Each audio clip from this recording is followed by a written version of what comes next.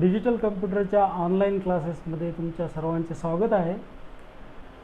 तर विद्यार्थी मित्रांनो, आपला कालचा व्हिडिओ जो होता तो टीच टॉकवर होता. टेक्निकल ज्या गोष्टी असतात कम्प्युटरमधल्या त्याच्याबद्दलचा होता. आजही त्याच प्रकारातला पण सर्वच कोर्सेसला तो व्हिडिओ, आजचा व्हिडिओ कामी येईल.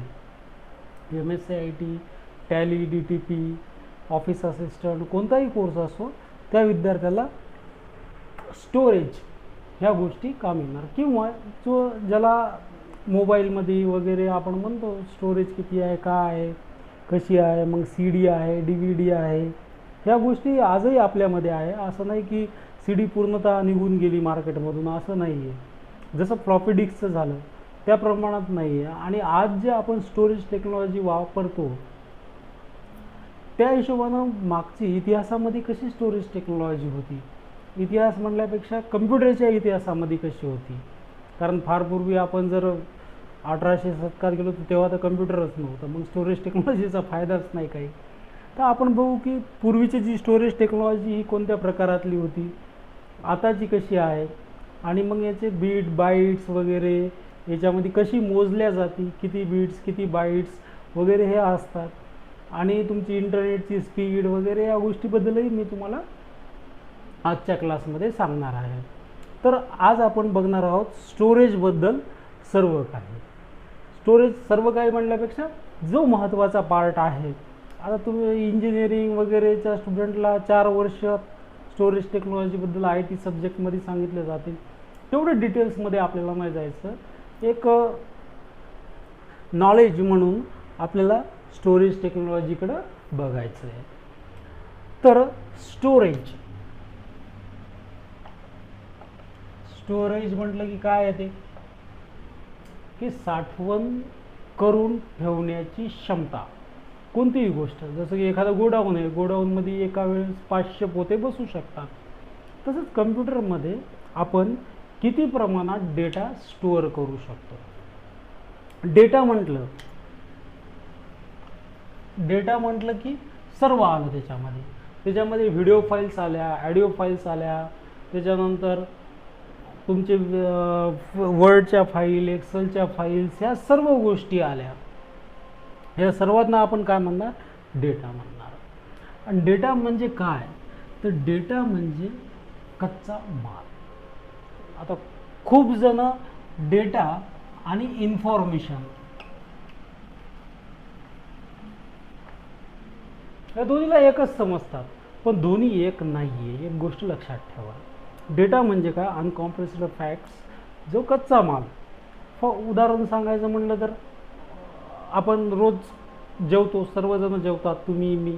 जे उंडा आहे तयार केलेला, पहिल्यांदा काय करावं लागते, पीठ घ्या, उंडा तयार करा, मग लाटा त्या पोळ्या चपात्या आणि तव्यावर भाजा, ह्या सगळ्या गोष्टी करा, आणि मग आउटपुट काय निघेल, तुमचे पोळी, म्हणजे इन्फॉर्मेशन. डेटावर प्रक्रिया केल्यानंतर काय येते, इन्फॉर्मेशन येते. ही गोष्ट लक्षात ठेवा. ह्या दोन वेगवेगळ्या गोष्टी आहेत, पण या दोन्हीला काही ठिकाणी एकत्रच समजल्या जाते. डेटाला प्रोसेस कोण करते, कम्प्युटर करते. त्याबद्दलही आपण बघणार आहोत. तर डेटा हा किती प्रमाणात स्टोअर केलेला असतो, डेटा म्हणा, इन्फॉर्मेशन सुद्धा म्हणा, काय हरकत नाही. डेटा आणि इन्फॉर्मेशन किती स्टोअर केली. कोणी म्हणते माझ्या मोबाईल म्हणजे आज मी तुम्हाला मागच्या पिरियडमध्ये सांगितलं की मोबाईलसुद्धा हे कम्प्युटरच आहे. ही गोष्ट 100% लक्षात ठेवा की मोबाईलसुद्धा एक कम्प्युटरच आहे, आणि मोबाईलमध्ये सुद्धा डेटा स्टोअर केला जातो. कम्प्युटरमध्येही डेटा स्टोअर केला जातो, पेन ड्राईव्हमध्ये डेटा स्टोअर केला जातो, CD मध्ये डेटा स्टोअर केला जातो, किंवा इन्फॉर्मेशन स्टोअर केलेली त्यामध्ये असते. तर हा डेटा किती, त्याची कॅपॅसिटी काय आहे, ह्या गोष्टी आपण बघणार आहोत. बीट काय, बाईट काय, ह्याही गोष्टी आपल्याला बघायच्या. तर हे बघण्याच्या अगोदर आपण एक कम्प्युटर लँग्वेज समजून घेऊ. कम्प्युटर लँग्वेज, कम्प्युटरची भाषा. कम्प्युटरला कोणती भाषा समजते. आता मला समजते मराठी, हिंदी, इंग्रजी. या भाषेला, मराठी, हिंदी, इंग्रजी या सर्व भाषेला आपण एक नाव देऊ शकतो. ते म्हणजे देवनागरी. आपल्याला कोणती भाषा समजते? देवनागरी. कम्प्युटरला समजणारी भाषा जी आहे त्या भाषेला म्हणायचं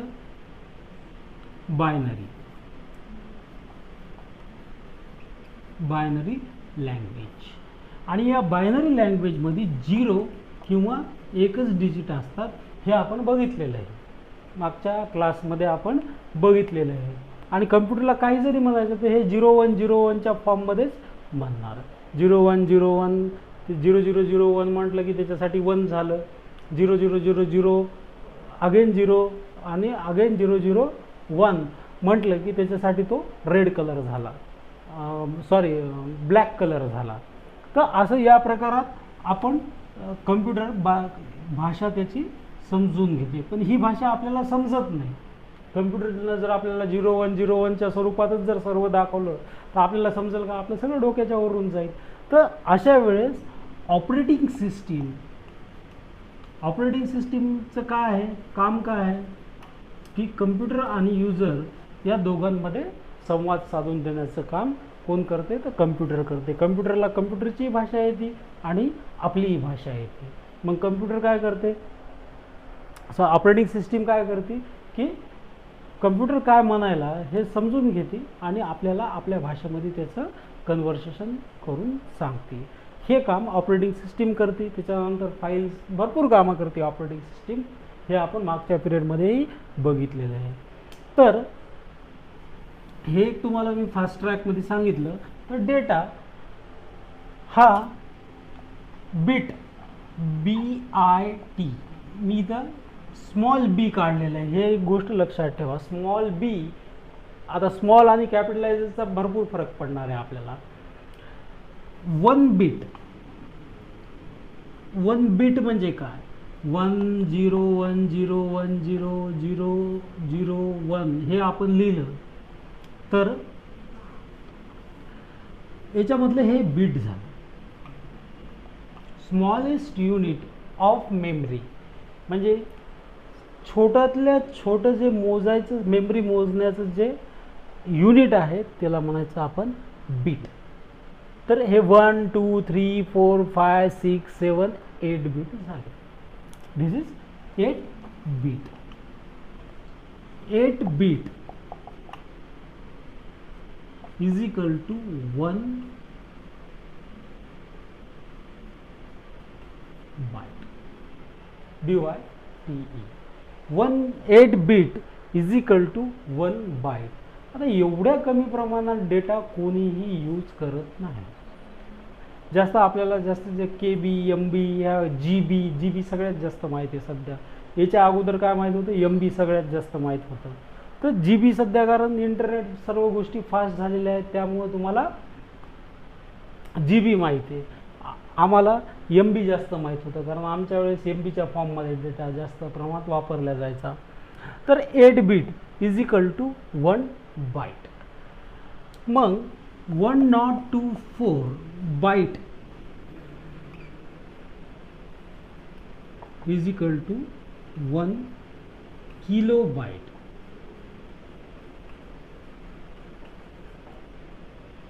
एक 1024 KB kilo byte is equal to 1 megabyte.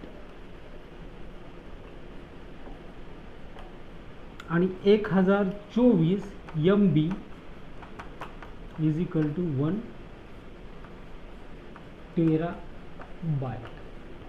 आणि 1024 TB, याला शॉर्टमध्ये काय बोलायचं? TB, टेराबाईट 1 TB. हे पिकाबाईट, हे नॅनोबाईट वगैरे हे आपल्याला जास्त कामी नाही. आपण TB पर्यंत जरी हे युनिट मेजर केलं तरी भरपूर झालं, आपल्याला जेवढं लागतं तेवढं. तर 8 बिट हे असे 8 bit is equal to 1 byte. BYTE. 1024 byte is equal to 1 kilo byte. 1024 kilo byte KB is equal to 1 मेगाबाईटला शॉर्टमध्ये काय म्हणणार आपण, MB म्हणणार. तर 1024 MB म्हणजे gigabyte, हे इथं गिगा करा, चुकून लिहिलं मी, 1 gigabyte. आणि 1024 GB is equal to 1 TB. आता आपण बघू की आपले स्टोरेज हे कितीपर्यंत असतात. स्टोरेज म्हणजे स्टोरेज डिव्हायसेस, कम्प्युटरमधले तुमचा पेन ड्राईव्ह. तर कम्प्युटरमध्ये जो पार्ट असतो पहिला, आपण जुन्यापासून सुरुवात करू. Floppy disk. याच्या फ्लॉपी डिस्कच्या अगोदर सुद्धा मॅग्नेटिक टेप, पंच कार्ड हे यूज करायचे, पण आपण एवढ्या जुन्या याच्यामध्ये न जाता फ्लॉपी डिस्कपासून सुरुवात करू. तर फ्लॉपी डिस्क ही जेव्हा सुरुवातीला आली होती तेव्हा 512 KB किलोबाईट ही फ्लॉपी डिस्क आहे. तर फ्लॉपी डिस्क ही 512 किलोबाईट ही एवढी याची कॅपॅसिटी होती. तर याला आपण कम्पेअर करू सध्याच्या टेक्नॉलॉजीप्रमाणे. तर 512 KB म्हणजे किती, किलोबाईट म्हणजे किती. तुम्ही जेव्हा एक मायक्रोसॉफ्ट वर्डची एक फाईल तयार करता, तेव्हा ती फाईल जर जास्त काही त्याच्यामध्ये लिहिलं नाही तर ती 512 KB पर्यंत होऊ शकते. काय अक्षर लिहिले, तुम्ही तुमचा रिझ्यूम तयार केला त्याच्यामध्ये आणि सेव्ह केली, तर त्या फाईलची साईज 512 KB होऊ शकते. जर या 512 KBला आपल्या गाणे, एखादं सॉन्ग MP3 सॉन्गमध्ये जर कम्पेअर केलं तर MP3 सॉन्ग याच्यापेक्षा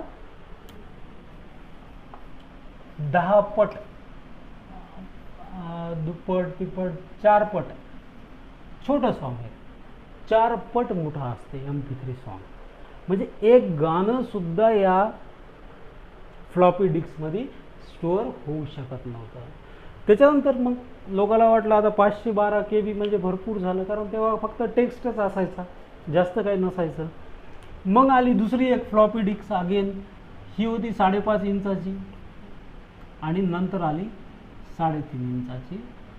ही फ्लॉपी डिस्क होती 1.44 MB, म्हणजे हिच्या जवळपास तिप्पट स्टोरेज. 1.44 MB म्हणजे किती मोठं झालं आहे. तर आपलं एक गाणंसुद्धा 10 MBचं असते सॉन्ग MP3.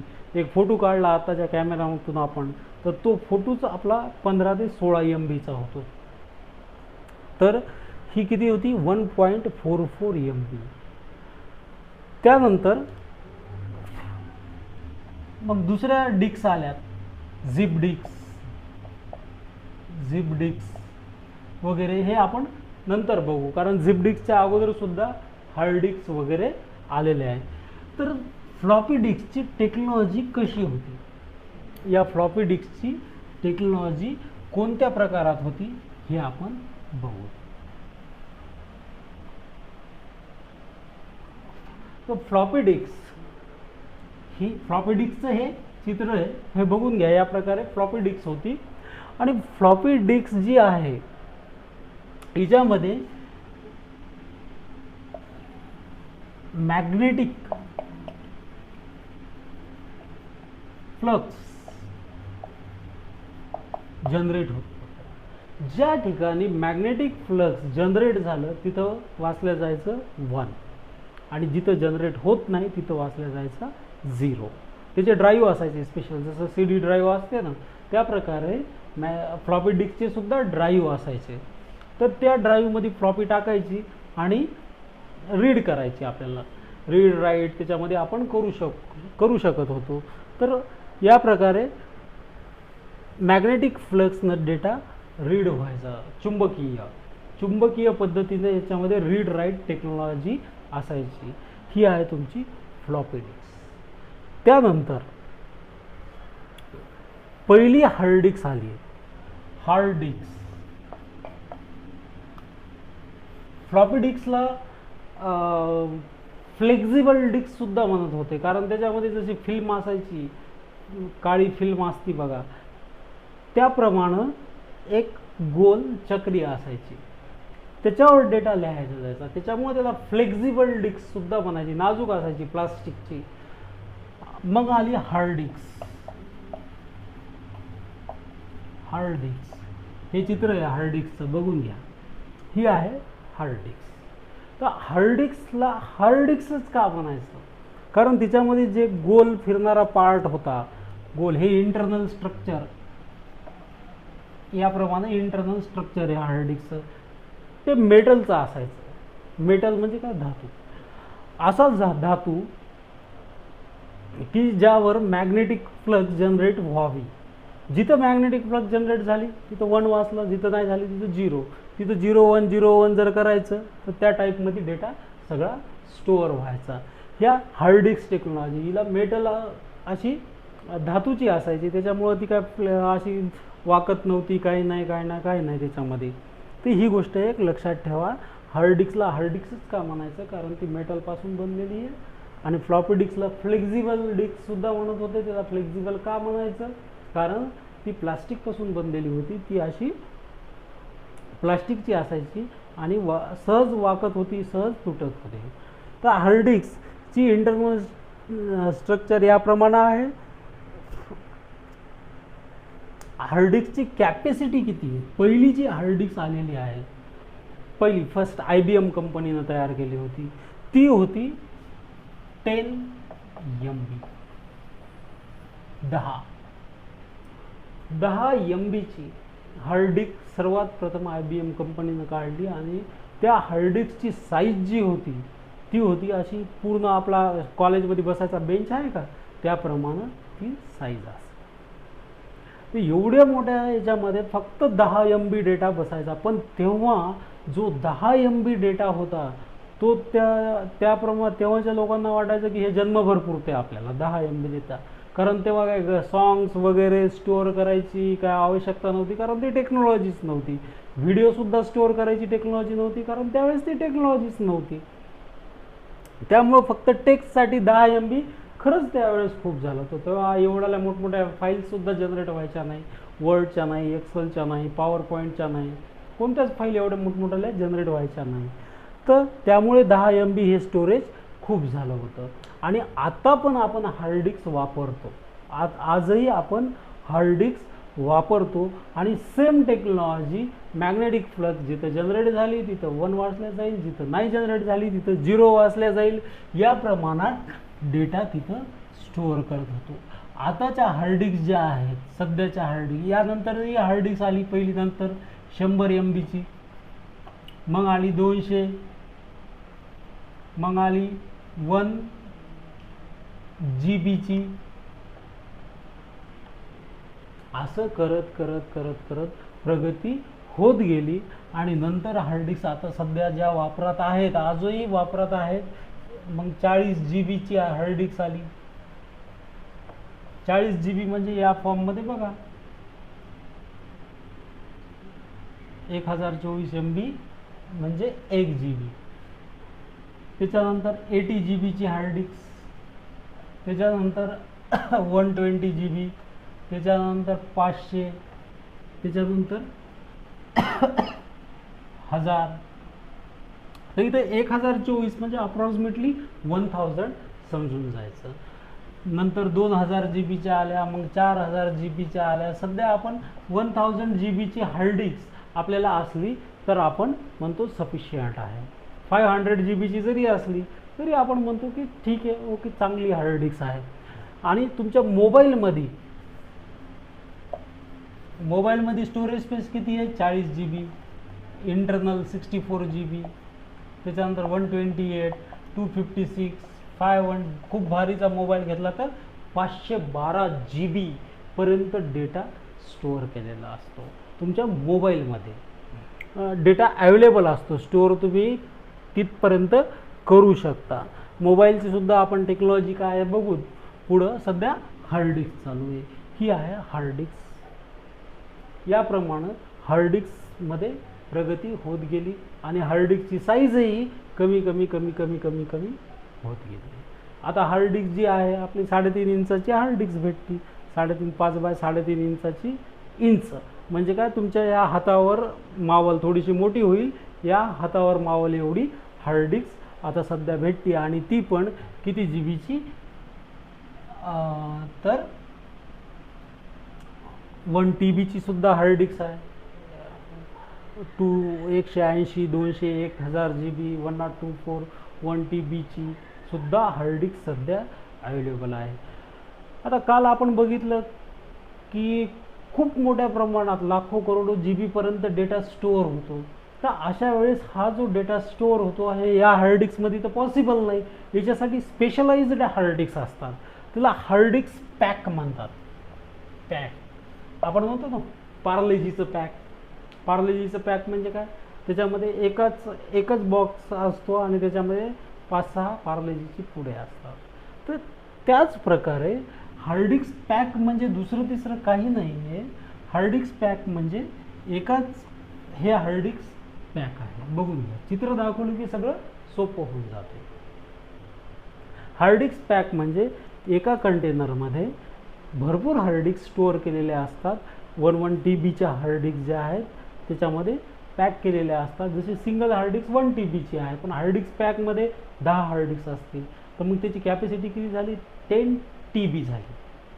1 TBच्या 10 हार्ड डिस्क आहे, तर त्याची कॅपॅसिटी अशी बॉक्समध्ये पॅक करून टाकली. त्या हार्ड डिस्क पॅकची साईज किती झाली, 10 TB. म्हणजे डेटा 10 पट जास्त तुम्ही त्याच्यामध्ये स्टोअर करू शकता. अशा हार्ड डिस्क ज्या ठिकाणी रिक्वायरमेंट आहे खूप मोठा डेटा सेव्ह करण्याची, अशा ठिकाणी ह्या हार्ड डिस्क यूज केल्या जातात. त्यानंतर CD बद्दल बघू आपण. CD सुद्धा आजही वापरल्या जाते. फ्लॉपी डिस्क तर आता कोणी वापरतही नाही, पण आजही CD आणि DVD ह्या दोन्ही गोष्टी आजही वापरल्या जातात.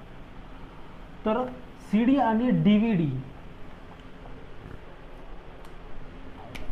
CD हिला म्हणायचं कॉम्पॅक्ट डिस्क. कॉम्पॅक्ट डिस्क ही CD आहे. CD आणि DVD डिजिटल व्हिडिओ डिस्क किंवा डिजिटल वर्साटाईल डिस्क हिचा लॉंग फॉर्म आहे. आपल्याला भरपूर लोकांना शॉर्ट फॉर्मच मॅक्झिमम माहिती आहेत, पण त्याचं पूर्ण याचा अर्थ काय होतो ह्या गोष्टी माहीत नाहीत. हे बघू आणि याची टेक्नॉलॉजी बघू. ही आहे CD आणि DVD. CD म्हणजे तुम्ही जर त्याचा पृष्ठभाग बघितला मागून असं तर व्हाईट दिसते, आणि DVD जर बघितली तर त्याला कलर्स दिसतात.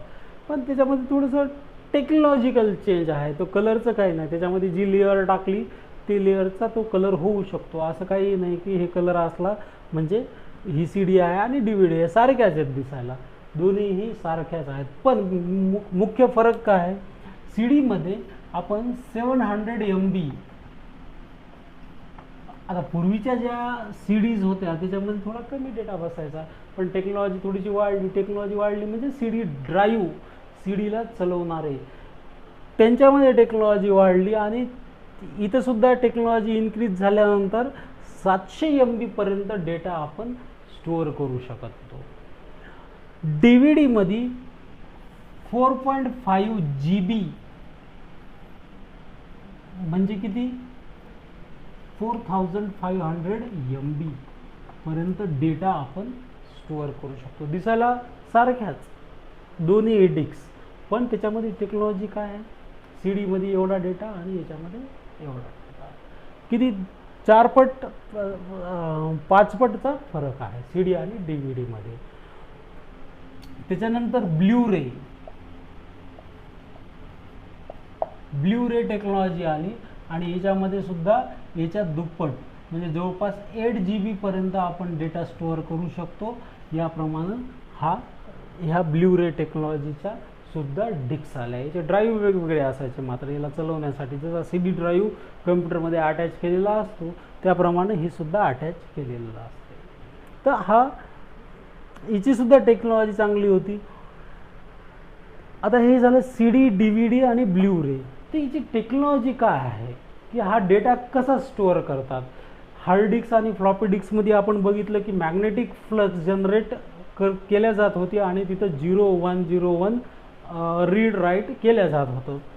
पण इथं जी टेक्नॉलॉजी यूज होती ती होती पिट्स अँड लँड.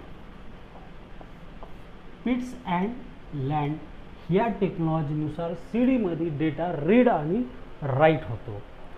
तो कसा, तर जिथं खड्डा आहे 010101 याप्रमाणे इथं सी डी ड्राईव्ह ॲक्च्युली काय करत होता की त्या सी डीला सी डीची जी लेअर दिसत होते आपल्याला तिथं काय करत होता, जिथं 0 त्याला लिहायचं सी डी ड्राईव्हला तिथं काय करत होता, खड्डा पाडायचा. इथं खड्डा, इथं नाही केलं, म्हणजे इथं 0101 ॲटोमॅटिकच रीड आणि राईट केलं जातं. ही आहे सी डी ड्राईव्हची टेक्नॉलॉजी. सी डीमध्ये या प्रकारे डेटा रीड आणि राईट होत होता. त्यानंतर आता सी डी ड्राईव्हसुद्धा सी डी आपली सी डी आणि डी व्ही डी ब्ल्यूरे ह्यासुद्धा कालांतरानं खराब व्हायच्या हार्ड डिस्कच्या तुलनेमध्ये. हार्ड डिस्क आपल्याला भरपूर दिवस चालायची, पण सी डी आणि डी व्ही डी ह्यासुद्धा लवकर खराब व्हायच्या.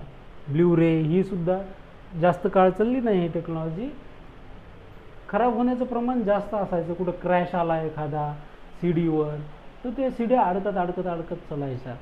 तर अशा वेळेस ही सुद्धा टेक्नॉलॉजी एकदम भरोसे की भयस नाही थी. तर मग अशा वेळेस दुसरी टेक्नॉलॉजी इकडं आली, ती टेक्नॉलॉजी म्हणायचं त्याला सॉलिड स्टेट स्टोरेज डिव्हाइस. तर सॉलिड स्टेट स्टोरेज डिव्हाइस जे आहे याला आपण solid state storage device SSD लिहूनच काढतो. सॉलिड स्टेट स्टोरेज डिव्हाइस काही अवघड नाही. सॉलिड नाव मोठं आहे. पेन ड्राईव्ह सर्वांना माहिती आहे सध्याच्या कंडिशनला, कारण एवढं सगळंच पेन ड्राईव्ह आहे. त्याच्यामध्ये ना फिरणारा पार्ट आहे कोणता ना काही.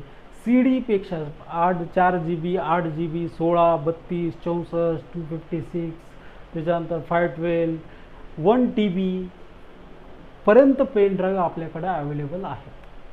GB 120 GB पर्यंत सुद्धा पेन ड्राईव्ह. जनरली आपण 64 GB चा पेन ड्राईव्ह घेतो, मग तो खूप मोठा डेटा बसते आपला त्याच्यात. 64 GB पर्यंत पेन ड्राईव्ह, एवढाच पेन ड्राईव्ह. याच्यामध्ये ना फिरणारा पार्ट असतो कोणता नाही, चिप्स असतात.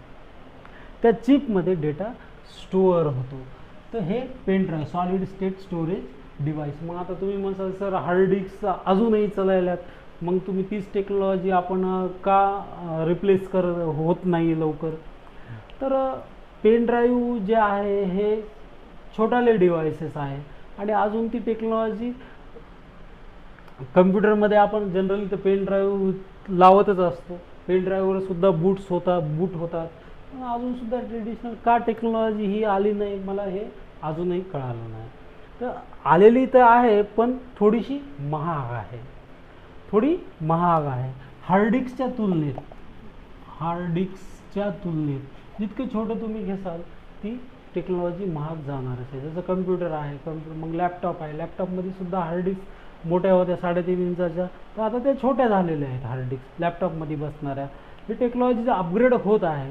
आता सध्या ज्या कम्प्युटरमध्ये ज्या स्पीडच्या हार्ड डिस्क आहेत, जास्त स्पीड येते, लवकर डेटा ॲक्सेस होतो, तर ती सुद्धा टेक्नॉलॉजी आहे. पेन ड्राईव्ह मोबाईलमध्ये जी टेक्नॉलॉजी वापरतो ते सुद्धा solid state storage devices technology आहे. तर SSD हार्ड डिस्क HDD सुद्धा हार्ड डिस्क ड्राईव्ह, HDDचा लॉंग फॉर्म काय, hard disk drive. Hard disk drive सुद्धा आलेले आहेत. पण जर आपण 1000 GB ची HDD हार्ड डिस्क घेतली,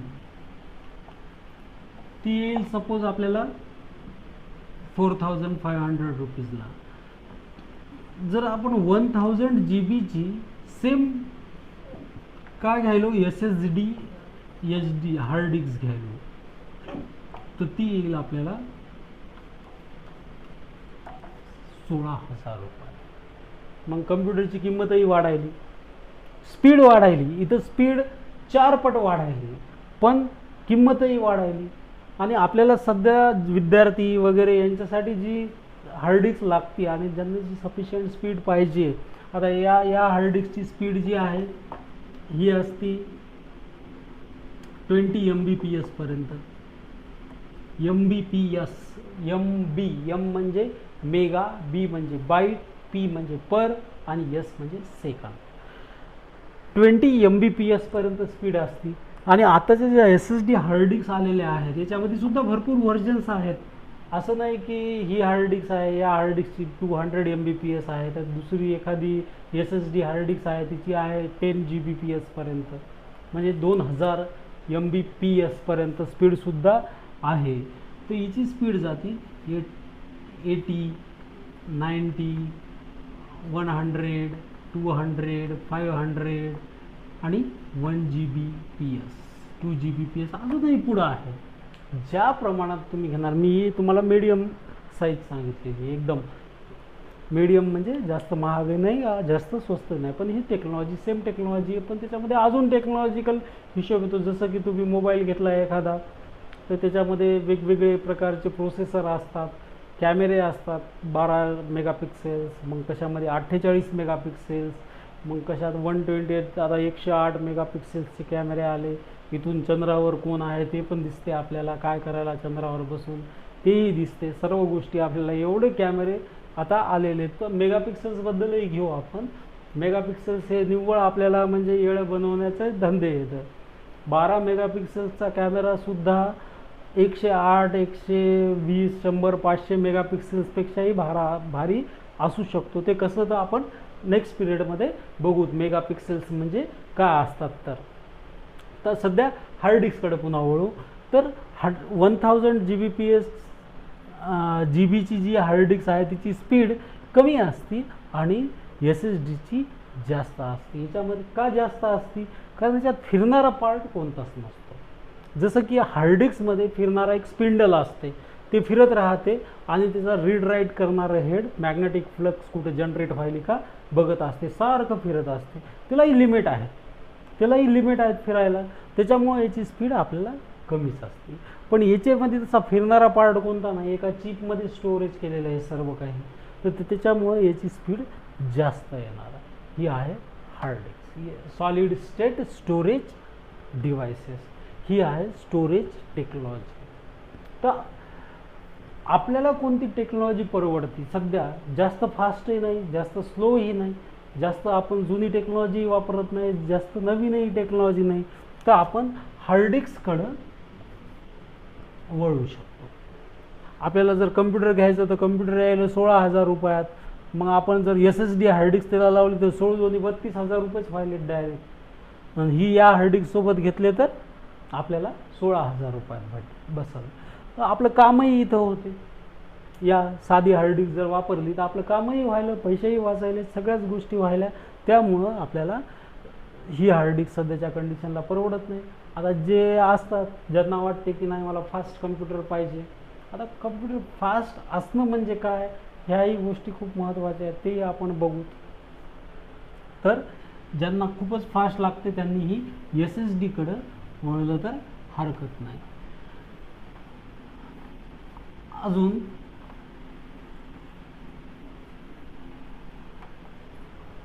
स्टोरेज डिव्हाइसमध्ये आपण काय काय बघितलं, तर स्टोरेज डिव्हाइसमध्ये आपण फ्लॉपी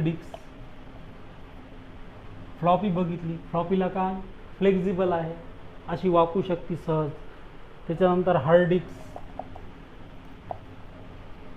त्याच्यानंतर CD, DVD, त्यानंतर SSD, SSD solid state storage devices जे आपण मोबाईलमध्ये ही टेक्नॉलॉजी फ्लॅश ड्राईव्ह वगैरे वापरतो आपण, ते SSD हार्ड डिस्क आहे. तर ह्या गोष्टी लक्षात ठेवा, ही आहे स्टोरेज टेक्नॉलॉजी. जर आपण मोठ्या पद्धतीनं जर बघितलं तर, जर आपण याचे सगळे डिटेल्स घ्यायला गेलो तर खूप वेळ लागायचा आपल्याला. हार्ड डिस्कमध्ये आणि फ्लॉपी डिस्कमध्ये मॅग्नेटिक फ्लक्सनं डेटा रीड राईट केला जातो. CD आणि DVD आणि ब्ल्यू रेमध्ये हा डेटा पिट्स अँड लँड या पद्धतीत रीड राईट केला जातो. आणि SSDमध्ये NDA टेक्नॉलॉजी यूज होती, NND टेक्नॉलॉजी, आणि त्या हिशोबानं ते एका चिपवरच तो डेटा रीड राईट केला जातो. एवढ्या तुमच्या जे तुमचे मेमरी कार्ड आहेत, नखावर बसणारे मेमरी कार्ड, त्याच्यामध्ये डेटा हा 1 TB पर्यंत स्टोअर केला जातो. पहिली हार्ड डिस्क जी आपण 10 MB ची बघितलेली इतिहासातली, IBM कंपनीनं पहिली आणलेली हार्ड डिस्क, तिच्यामध्ये 10 MB डेटा बसत होता फक्त, आणि ती डेस्क साईजची एवढी मशीन होती फक्त 10 MB डेटासाठी.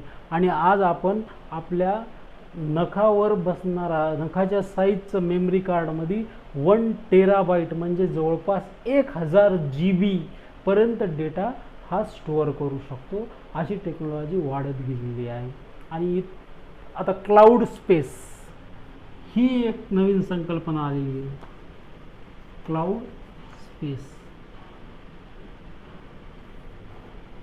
क्लाउड म्हणजे काय? ढग, आकाश, आभाळ. स्पेस म्हणजे जागा. आता तुम्ही ईमेल तयार करता, तुमचा ईमेलवर डॉक्युमेंट अपलोड करता, त्याच्यानंतर मोबाईल आहे, तुम्ही मोबाईलवरून तुमचे कॉन्टॅक्ट जीमेलवर अपलोड करता. अशा भरपूर गोष्टी आहेत. ह्या क्लाउड स्पेसचं उदाहरण आहे.